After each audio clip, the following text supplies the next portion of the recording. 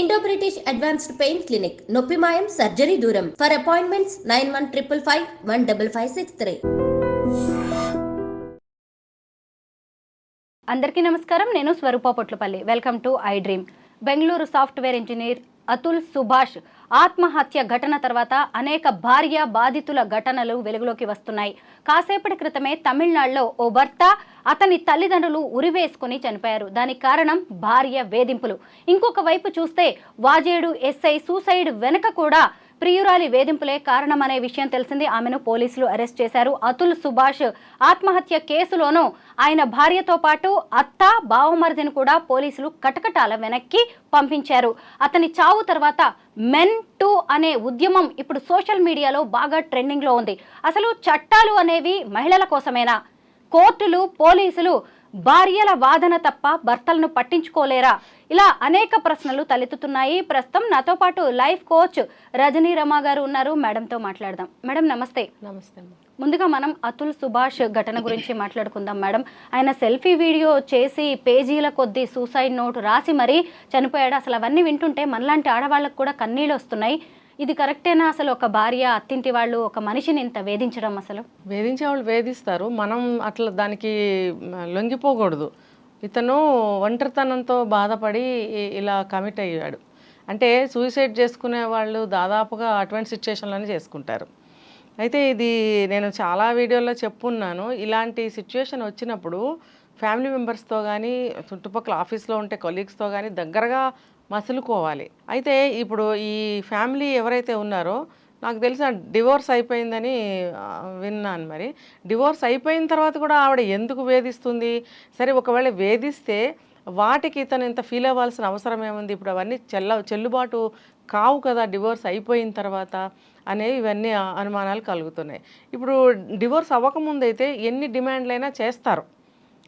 Court through judge గారు మనకి జడ్జిమెంట్లో చెప్తారు, ఈ డిమాండ్స్ ఇలా ఉన్నాయి, మీరు ఇలా ఒప్పుకోవాలి, మీరు ఇవ్వగలరా అనే కొన్ని అడుగుతారు కదా. మనకు తెలిసినంత వరకు మాట్లాడుకుందాము.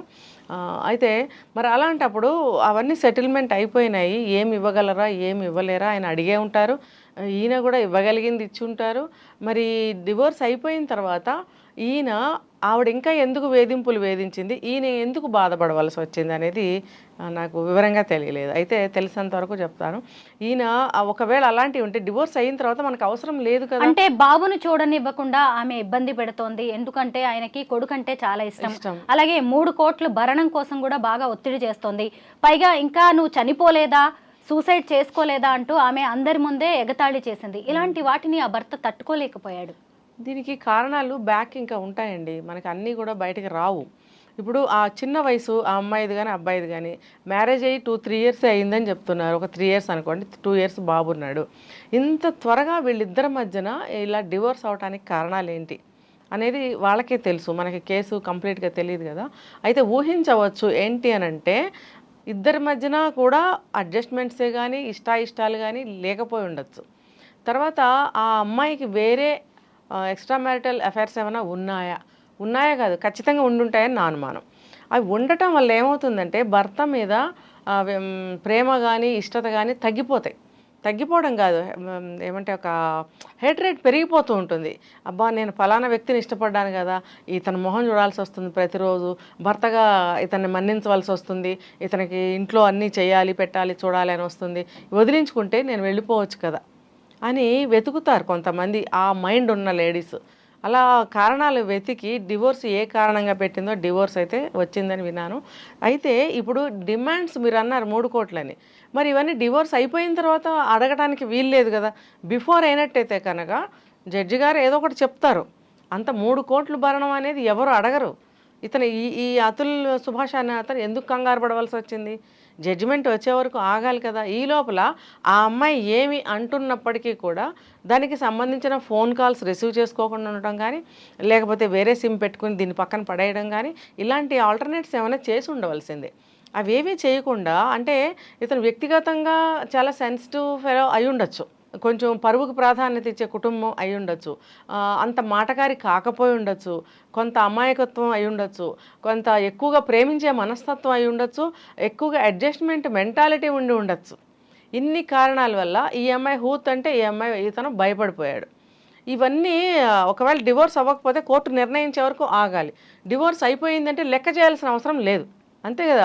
ఒకసారి ట్రాన్సాక్షన్ అయిపోయిన తర్వాత మళ్ళీ రైజ్ అవ్వదు కదండి. అంటే సొసైటీ గురించి కూడా మనం ఇక్కడ మాట్లాడుకోవాలి మేడం. ఒక అతనికి భార్య విడాకులు ఇచ్చింది, పైగా ఆ భార్య ఇంకొకరితో అఫైర్ పెట్టుకొని ఇతన్ని కాదనుకుంది, ఇలాంటివన్నీ కూడా చాలా ఎఫెక్ట్ చూపిస్తుంటాయి ఒక మగాడి మీద. అదే చెప్తున్నా, పరువుకు ప్రాధాన్యత కూడా ఇచ్చే కుటుంబం వ్యక్తి అయి ఉండొచ్చు.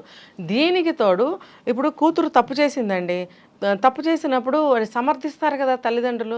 ఇప్పుడు ఈ అమ్మాయి ఎగ్జాంపుల్ చెప్తున్నా, ఈ అమ్మాయి వేరే అఫైర్ పెట్టుకుంది, అందుకే ఇతనితో డివోర్స్ ఇచ్చింది, మరి ఎంత చెప్పినా వినకుండా డివోర్స్కి వేసింది, డివోర్స్ వచ్చింది అని అన్నప్పుడు తల్లిదండ్రులు కూడా ఏమీ చేయలేరు. ఎందుకంటే తను మేజర్ అయినప్పుడు, ఒక ఏజ్కి వచ్చినప్పుడు, తను అన్ని నిర్ణయించుకోగలిగే వయసుకు వచ్చినప్పుడు తల్లిదండ్రులు ఎంత చెప్పినా వినని వాళ్ళు కూడా ఉంటారు. ఇది ఆ కేటగిరీ అయి ఉండొచ్చు కదా వీళ్ళు.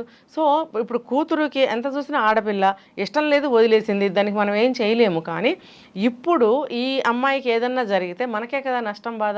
ఇప్పుడు తప్పు చేసినా సరే సమర్థించకపోతే మన పిల్లని మనం బయట పెట్టుకుంటామా, మన పిల్లకి శిక్షలు వేయిస్తామా అనే ధోరణిలోనే ఉంటారు పేరెంట్స్ అనేవాళ్ళు. అందుకని ఈ అమ్మాయికి వాళ్ళు సపోర్ట్ ఇవ్వటం అనేది జరుగుతుంది. ఆ సపోర్ట్ తీసుకుని ఈ అమ్మాయి ఇంకా రెచ్చిపోతూ ఉంది. ఈ కారణంగా ఇంకొకటి ఏంటంటే ఆ బాబుని చూడనివ్వటం లేదు అని అన్నారు. చూడనివ్వకపోతే ఇతను అంత ఫీల్ అవ్వకూడదు కదా. అంటే నేను సైకలాజికల్గా మాట్లాడుతున్నా. మనం కొన్ని కంట్రోల్స్ పెట్టుకోవాలి, కొన్ని కంట్రోల్స్లో మనం ఉండాలి, లేకపోతే ఏది మన చేతిలో ఉండదు. ఇప్పుడు చూశారు కదా, చిన్న బాబు, 2 ఏళ్ల బాబు, వాడిని వదిలి ఉండలేను అనే స్థితి మీరు ఉన్నా కూడా కొంచెం కంట్రోల్ చేసుకోవాలి. ఎందుకంటే అంత చంటి పిల్లాడు తల్లి దగ్గరే ఉండాలని చెప్పి కోర్టు కూడా చెప్తుంది చాలా సందర్భాల్లో. చెప్పినప్పుడు ఈ విషయంలో కూడా ఈ బాబు తల్లి దగ్గరే ఉండాలని చెప్పి ఉండొచ్చు, కానీ అప్పుడప్పుడు చూడొచ్చు అని కూడా చెప్తారు. సో అప్పుడప్పుడు కూడా చూపించట్లేదు. సరే భయ్, చూపించకపోతే నష్టమే ఉంది, వదిలే కొన్నాళ్ళు వదిలేసేయి, అవకాశం వచ్చినప్పుడే చూడొచ్చు. అసలు ఇది చదువుకున్న ఒక ఎడ్యుకేటెడ్గా ఇప్పుడు డివోర్స్ అయిపోయింది, బాబు చూస్తే చాలా చిన్నవాడు, ఆ బాబుని తను చూపిస్తుందని నువ్వు ఎలా అనుకుంటావు? అసలు ఈ రకంగా నువ్వు మెంటల్గా ఎందుకు ప్రిపేర్ అయ్యలేవు?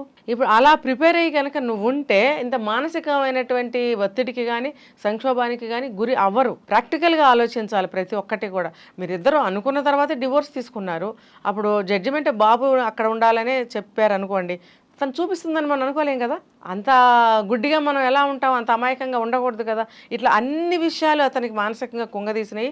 ఇప్పుడు ఆ అమ్మాయిని సపోర్ట్ చేసే నేపథ్యంలో క్రమంలో ఆ తల్లిదండ్రులు కూడా హెరాస్మెంట్ చేశారు. ఎందుకంటే చెయ్యాలి, కూతురికి సపోర్ట్ చేసే క్రమంలో వాళ్ళు ఈ అబ్బాయిని ఈ అమ్మాయితో కలిసి హెరాస్మెంట్ చేయాలి. ఎందుకంటే కేసు స్ట్రాంగ్ అవ్వాలి కదా. ఫైనల్ గా సాధించింది ఏముంది మేడం? పచ్చని కాపురం కూలిపోయింది, నిండు ప్రాణం బలైంది.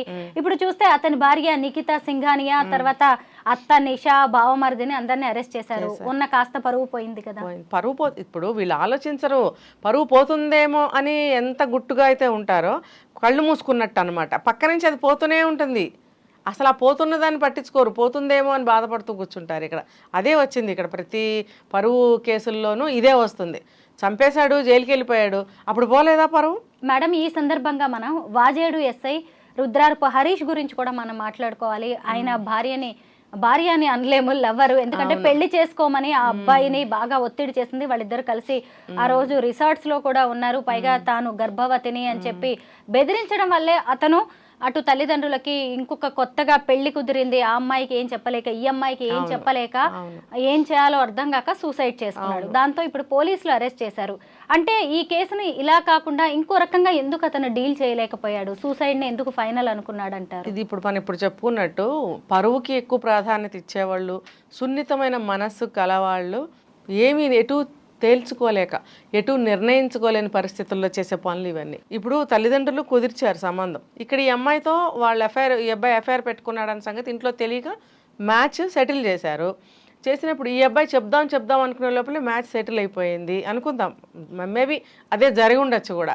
ఇలా ఉన్నప్పుడు వాళ్ళు ఎంగేజ్మెంట్ వరకు వచ్చేస్తున్నారు, చెప్పలేకపోతున్నాడు. ఇక్కడ ఈ అమ్మాయిని ఇంత దూరం తీసుకొచ్చాడు. మరి ఆటోమేటిక్గా ఈ అమ్మాయి కూడా ఒత్తిడి తీసుకొచ్చినప్పుడు ఇటు ఇంత దూరం ఈ అమ్మాయికి ఇంత మంచి మాటలు చెప్పి ఇంత దూరం తీసుకొచ్చిన తర్వాత మాట తప్పిన వాడు అవుతాడు. ఇప్పుడు చెప్పాను, సెన్సిటివ్ మైండ్ ఉన్నవాళ్ళు, మాట మీద నిలబడే వాళ్ళు ఉంటారు కదా, ఇప్పుడు మరి ఈ అమ్మాయికి నేను మాట ఇచ్చాను, ఈ అమ్మాయికి ఏం సమాధానం చెప్పాలి? ఓ పక్కన తల్లిదండ్రులకి చెప్పలేకపోయాను ఈ అమ్మాయితో నేను పెట్టుకున్నాను అని చెప్పేసి ఉంటే మరి అది అలా ఉండేది. ఎందుకంటే భయస్థుడు, స్వతహాగా భయం కూడా ఉండొచ్చు. పోలీస్ డిపార్ట్మెంట్లో పనిచేసినంత మాత్రాన అతనికి ఇలాంటి ఎమోషన్స్ ఏమీ ఉండకూడదనేది లేదు కదా. అతను కూడా ఒక హ్యూమన్ బీయింగ్ అయినప్పుడు ఇలాంటి ఎమోషన్స్ అన్నీ ఉంటాయి వాళ్ళకు కూడా. డ్యూటీ వరకే ఆ డ్యూటీ చేస్తారు, ఇంటికి వచ్చిన తర్వాత చాలా నార్మల్గానే ఉంటారు చాలామంది. ఇతను కూడా ఈ విషయం ఇంట్లో చెప్పలేక సతమతమయ్యే టైంకి వాళ్ళు ఇంకో సంబంధం కుదిరిచేశారు. ఇప్పుడు మరి దాన్ని క్యాన్సిల్ చేయాలని నేను చెప్పలేడు. ఇక్కడ ఇంత దూరం తీసుకొచ్చిన ఈఎంఐకి నేను నిన్ను చేసుకోను అని చెప్పలేడు. ఎందుకంటే మాట పోతుంది. అంటే ఇక్కడ ఈఎంఐ దగ్గర ఇతను పరువు పోతుంది, అక్కడ సంబంధం కుదిరిన దగ్గర తల్లిదండ్రులు పరువు పోతుంది. అంటే ఒక కొడుకుగా కూడా ఒక పరువు పోతుంది అక్కడ. ఈ అన్నిటి మధ్యలో సమాధాన పరుచుకోలేక తనని తాను, ఎదుటి వాళ్ళకైతే అసలే చెప్పే స్థితిలో లేడు. అందుకని చెప్పి అతను సూసైడ్ చేసుకున్నాడు. మేడం, తమిళనాడుకు చెందిన మరో భార్య బాధితుడి గురించి మనం మాట్లాడుకోవాలి. సురేంద్రన్ అనే అబ్బాయికి జస్ట్ 5 నెలల క్రితమే స్నేహ అనే అమ్మాయితో పెళ్ళయింది. అయితే వేరు కాపురం పెడదామని ఆ అమ్మాయి గొడవ పెట్టేసి పుట్టింటికి వెళ్ళిపోయింది. ఇక అటు తల్లిదండ్రులకి ఏం చెప్పలేక, ఈ భార్యకి ఏం చెప్పలేక ఆ అబ్బాయి ఉరి వేసుకొని చనిపోయినాడు. అయితే ఉన్న ఒక్క అబ్బాయి చనిపోవడంతో ఇటు తల్లిదండ్రులు కూడా వెంటనే హ్యాంగ్ చేసుకున్నారు. దాంతో అసలు ఇప్పుడు ముగ్గురు చనిపోవడం, దానికి భార్యే కారణం కావడంతో పెద్ద చర్చ జరుగుతుంది. అసలు ఆడపిల్లలు ఎందుకు ఇలా పెళ్లి కాగానే వేరు కాపురాలు, నా జీవితం నా భర్త అంటూ భర్తల్ని ఇలాగ అత్తమామల నుంచి దూరం చేయాలని చూస్తూ ఉంటారు? కారణాలు అనేకం. ఒకటేమో ఇండివిజువల్గా ప్రైవసీగా ఉండాలని, ఇంకొకటి వాళ్ళు చేస్తున్న పనులు ఏమైనా ఉంటే వెధవ పనులు అవన్నీ ఇంట్లో పెద్దవాళ్ళు కనిపెడుతూ ఉంటారు కదా. ఒక్కళ్ళమే కలిసి ఉంటే భర్త ఉద్యోగానికి పోతాడు, తను ఉద్యోగానికి పోతుంది. ఒకవేళ చేస్తే ఉద్యోగం, అప్పుడు ఎవరు కనిపెట్టలేరు, వీళ్ళిద్దరిని తలుపులు తాళాలు పెట్టుకుంటారు, వెళ్ళిపోతారు. ఒక ఫ్యామిలీతో కలిసి ఉన్నప్పుడు ఏమవుతుంది, అవన్నీ కనిపెడతారు ఇంట్లో వాళ్ళు. చూడరండి, నిత్యం లేచిన దగ్గర కొత్త కోడల్ని ఎలా అయినా అబ్జర్వ్ చేస్తారు. చేసినప్పుడు ఏవైనా బయటపడవచ్చు. ఈ రకరకాల, మళ్ళీ తన ఇష్టం వచ్చినట్టు ఉండటానికి వీలు కాకపోవచ్చు. ఇక్కడ ఇన్ని కారణాలతోటి వాళ్ళ తల్లిదండ్రులు రావాలి పోవాలి, తన ఇష్టం వచ్చినప్పుడు పుట్టింటికి వెళ్ళిపోతూ ఉండాలి. ఇవన్నీ జరుగుతాయా లేదా అని ఇంట్లో పెద్ద రభస చేసేస్తారనమాట. ఒకవేళ జరగకపోతే నా ఆనందం, నా ఎంజాయ్మెంట్ ఏమైపోతుంది? అందుకని చెప్పి వీళ్ళు వేరు కాపురం అని చెప్పి మొదలు పెడతారు. అసలు అందరూ ఒకే ఊళ్ళో ఉన్నప్పుడు, ఇల్లు చిన్నదైనప్పుడు కానీ, లేకపోతే వేరే వేరే గ్రామాల్లో ఉన్నప్పుడు కానీ వేరు కాపురం పెట్టుకుంటారు, ఉద్యోగం మీద ఎక్కడైనా దూరంగా ఉన్నప్పుడు కానీ. కానీ ఊళ్ళోనే ఉండి దగ్గరగా ఉండి ఇల్లు కూడా పెద్దదైనప్పుడు వేరు కాపురాలు అడుగుతున్నారు. ఎందుకు అని అంటే ఫ్యామిలీ మెంబర్స్ కూడా నవేడేస్ సరిగ్గా ఉండటం లేదు. అత్తమామలే కానీ ఆడపడుచులే కానీ వచ్చిన బంధువులు కూడా కొంతమంది వేలు పెట్టి కెలికి వాళ్ళని ఇబ్బంది పాలు చేసేవాళ్ళు ఇప్పటికీ ఉన్నారండి. ఇటువంటి సిచ్యువేషన్స్ కూడా ఫేస్ చేసే ఇష్టత లేక అమ్మాయిలు ఎందుకు వచ్చింది, మాకు బయట ఉంటే ఏ గొడవ ఉండదు, దూరంగా ఉంటే బాగుంటుంది అన్న ఉద్దేశంతో కూడా బయటకు వెళ్ళాలని అంటారు. కానీ ఇందులో ఏ కారణంతో ఈ సురేంద్రన్ అనే అతని భార్య పెట్టిందో మనకు తెలియదు వేరు కాపురం అనేది. సూయిసైడ్ చేసుకునేంత దూరం వెళ్ళింది అని అంటే ఒక్క వేరు కాపురం పెడదాము అన్నంత మాత్రానే చేయరండి, ఇందులో చాలా ఉంటాయి. ఇంకొకటి, తమిళనాడులో ఆచార వ్యవహారాలు, నమ్మకాలు చాలా మూఢంగా ఉంటాయి, చాలా నాటుగా ఉంటాయి, చాలా భయం కొలిపేవిగా ఉంటాయి అన్నమాట. ఇప్పుడు ఈ రోజుల్లో అమ్మాయిలు నైస్గా చదువుకుని కాస్త బయటకు వచ్చి మనం ఏదో స్టైల్గా హాయిగా ఉందాము అనుకునే జనరేషన్ ఉన్నప్పుడు అవన్నీ వాళ్ళు మెంటల్గా రిసీవ్ చేసుకోలేకపోతున్నారు. మనం బయటకు వెళ్ళిపోతే ఈ గొడవ ఉండదని. కానీ ఒకవేళ అక్కడే ఉండాల్సి వస్తే ఇవన్నీ భరించాలి. వాళ్ళు ఒక పూజ చేసినా, ఒక భోజనం పెట్టినా, ఒక గ్యాదరింగ్స్ జరిగినా కొంచెం అలాగే ఉంటాయి. అంటే నైస్గా అయితే ఉండదు, వాళ్ళు ఏది చేసినా నైస్గా ఉండదు.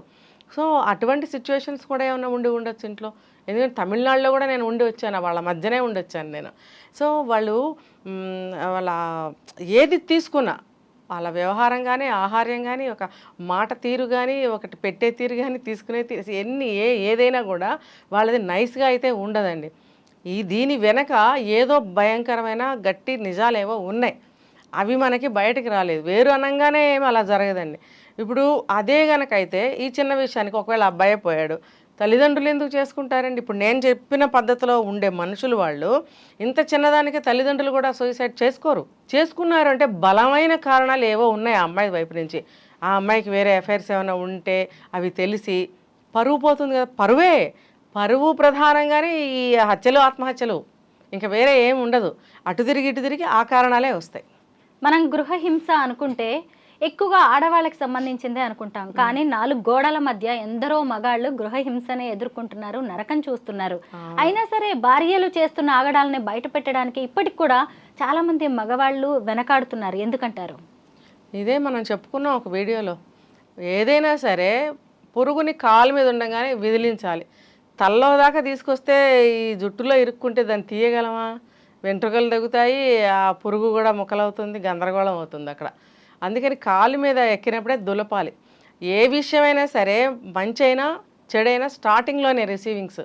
మ్యారేజ్ అయిన కొత్తల్లోనే మంచి చెడులు బేరీజ్ వేసుకొని చెడు లక్షణాలు ఏమన్నా ఉంటే అక్కడే కట్ చేసుకోవాలి భార్యాభర్తలు అనేవాళ్ళు.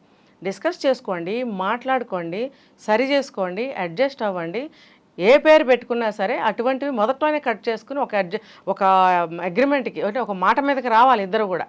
అలా కాకుండా కొత్త మోజులో అయ్యో ఆడపిల్ల, అయ్యో భార్య, అయ్యో ఎక్కడి నుంచో వచ్చింది. ఇప్పుడు అవన్నీ కరెక్టే, వాళ్ళ తల్లిదండ్రులను వదిలిపెట్టి వస్తుంది, అన్నీ వదిలిపెట్టి ఇక్కడికి వస్తుంది, కరెక్టే. కానీ కొన్ని సందర్భాల్లో వేరువేరుగా విడదీసి చెప్పుకోవాల్సి వస్తుంది అన్నమాట. ఇప్పుడు మీరు చెప్పిన దాని ప్రకారము మరి ఆ అమ్మాయికి అతి స్వేచ్ఛ ఇచ్చేసినట్టయితే కనుక, ఆమె చేసినవన్నీ కూడా యాక్సెప్ట్ చేస్తూ వస్తే కనుక ఆవిడకి ఏమవుతుంది, ఆవిడది ఎక్కువైపోతుంది ఇంట్లో. ఇంకా ప్రతిదానికి తూలనాడము, ఈసడించడము, బానిసలాగా వాడుకోవడము, ప్రతి పని భర్తతో చేయించడము. ఈ అబ్బాయి ఏమో భార్య కదా అని చెప్పి ఒక ప్రేమతో ఉన్నాడు అనుకుందాం, దాన్ని అడ్వాంటేజ్ తీసుకుని ఇలా వాడుకుంటారు. చూడండి, అతను ఏమంటాడంటే, ఇద్దరిని తీసుకుందాం, ఇలాంటి కేసు ఒకటి తీసుకుందాం. అతను ఏమంటాడు, నా భార్య అంటే నాకు చాలా ప్రేమ అండి, నేను ఏం అనలేకపోతానండి, ఆమెని అమాయకురాలండి అంటాడు. మరి అన్నప్పుడు ఇదే విషయాన్ని ఆవిడ అడ్వాంటేజ్గా తీసుకుని నెత్తెక్కేస్తుంది. ఎక్కేసి అమాయకమైన మాటలు మాట్లాడుతూ చేయవలసినవన్నీ చేస్తూ ఉంటుంది. అప్పుడు ఎవరు బాధపడాలి చివరికి? చివరికి ఎంత బాధపడినా ఆ అమ్మాయి మారదు, ముదిరిపోతుంది అప్పటికే. అప్పుడు ఇతనే బాధలు పడాల్సి వస్తుంది. అప్పుడు ఏం చేయాలి? నీ భార్య ప్రేమ ఉంటే నువ్వు గుండెల్లో పెట్టుకో, నెత్తి మీద పెట్టుకోవాల్సిన అవసరం లేదే.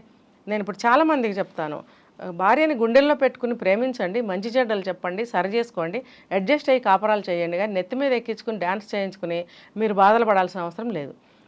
ఇలా ఉండాలని చెప్తాను. లేకపోతే గృహహింసలో ఇది అడ్వాంటేజ్గా తీసుకుని ఆవిడ అలా చేస్తుంటే ఈ అబ్బాయి గృహహింసనే అనుకుంటాడు. అంతే కదా, చివరికి అటే వెళ్ళిపోతారు ఆ దారిలోకే. ఇతను ఏమనలేడు, ఆమె అలా చేస్తూ ఉంటుంది, అది హింసలాగా ఉంటుంది.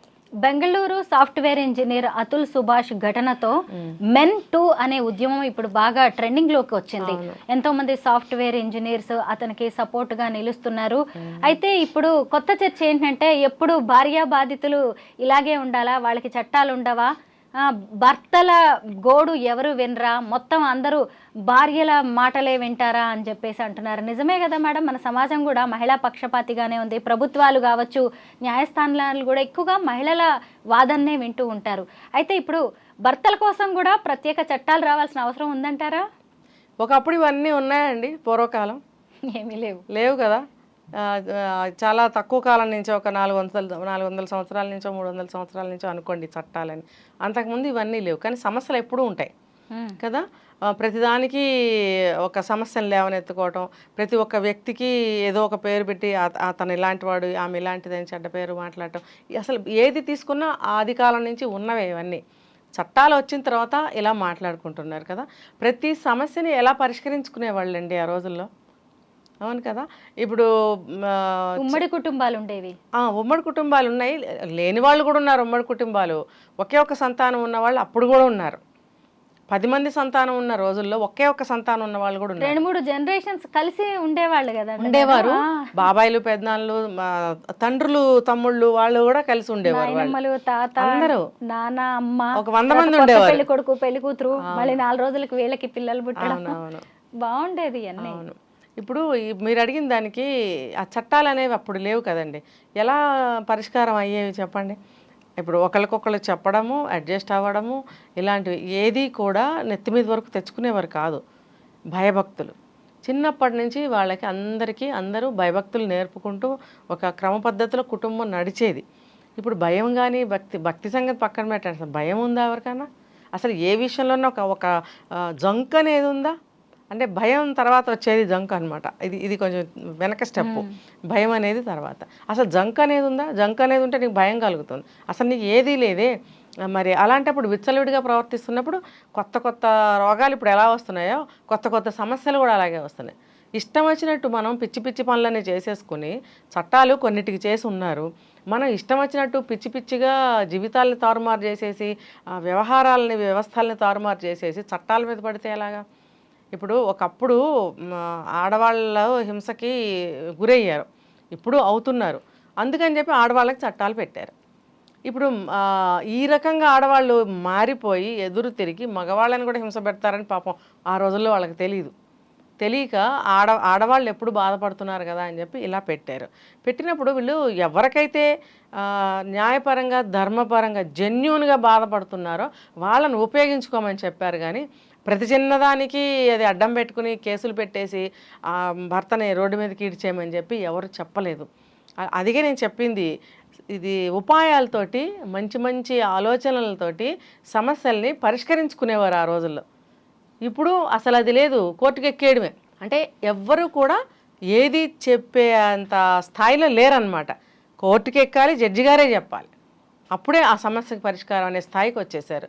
అదే కానీ నేను ఇందాక చెప్పినట్టు పెళ్ళైన కొత్తలోనే మంచిగా కూర్చుని మన లైఫ్ ఇలా ఉండాలంటే ఇలా చేయాలి, అందుకు నీకు ఇష్టమైన అని అన్నీ చక్కగా పెళ్ళైన తర్వాత కూర్చుని మాట్లాడుకుని ఆ విధంగా కన్విన్స్ అయ్యి ఒక దారిలో వెళ్ళినట్టయితే ఎవరు ఎవరిని హింస పెట్టుకునే పరిస్థితి రాదండి.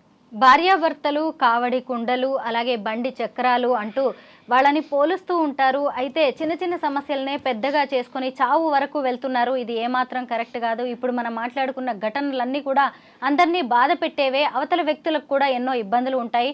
బట్ అలా కాకుండా ఏదైనా మన 4 గోడల మధ్య పరిష్కరించుకుంటే మంచిది. Thank you madam.